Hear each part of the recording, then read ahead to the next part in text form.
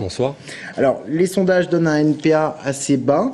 Selon vous, comment on peut l'expliquer? C'est l'existence même de ce parti qui est assez frais finalement. Qui est assez récente, mais... Oui, voilà. C'est peut-être un Besancenot qui lasse un peu je pense qu'il faut regarder avec un peu plus de recul. Il faut regarder un peu les résultats dans leur ensemble, parce qu'on voit que le Front de gauche fait 7% dans le sondage, 3% pour le NPA, donc au niveau national, et puis 2% pour lutte ouvrière. Donc ça représente 12% pour les forces de la gauche anticapitaliste et antilibérale. Donc on peut regretter aujourd'hui que ces forces, elles partent divisées dans la région centre. Ça n'a pas été de notre fait, parce qu'on a le NPA a essayé de faire en sorte que toutes ces forces soient unies pour ces élections régionales. Malheureusement, le PCF n'a pas souhaité de cette unité et nous a clairement dit que c'était non, ce serait sans nous. Et moi, je pense que aujourd'hui, c'est ça qui est important, c'est que pour faire barrage à la droite, pour faire barrage à Sarkozy, quand on voit justement votre sujet sur les transports, c'est intéressant, parce qu'aujourd'hui, on voit bien que tout est déstructuré, y compris les transports, et que c'est bien la privatisation rampante qui est responsable des retards qu'on voit et des dysfonctionnements sur les lignes TGV. Donc on voit ce qu'il aurait fallu effectivement, c'est une force un rassemblement anticapitaliste du PC, du PG, de LO et du NPA.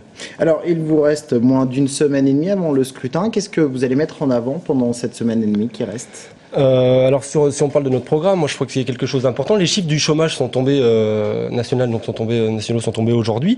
La proposition de Sarkozy, c'est il faut que l'État soutienne les entreprises. Et c'est encore incroyable, c'est que donc les salariés, les chômeurs, les retraités doivent payer de leur poche pour aller financer les dividendes des actionnaires. Quand on voit qu'il y a des entreprises ou des banques comme la BNP qui fait plus de 5 milliards de bénéfices, et qu'on dit encore que les salariés doivent faire un effort pour financer les entreprises, c'est un truc qui ne va pas du tout. Et sur le plan régional, par exemple, nous opposons fermement aux subventions aux entreprises qui délocalisent. Même les PME ?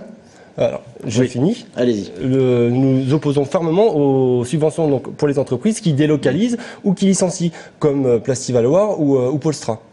Alors, le prochain, justement, les PME, il faut les aider.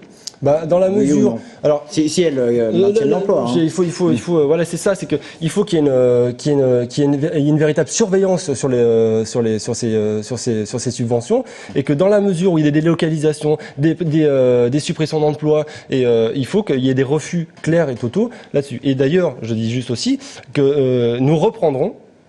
Quand nous serons à la tête de la région, nous, ce qu'on voudrait, c'est que le conseil régional reprenne les subventions des entreprises qui ont les délocalisées, qui ont supprimé des emplois. Dernière question très rapide, l'alimentation bio, c'est le sujet de notre prochain reportage.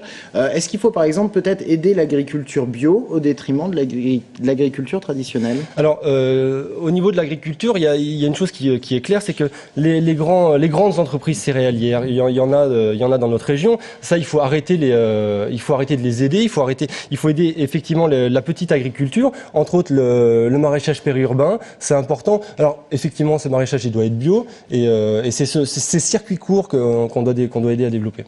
Merci beaucoup d'être venu sur ce plateau.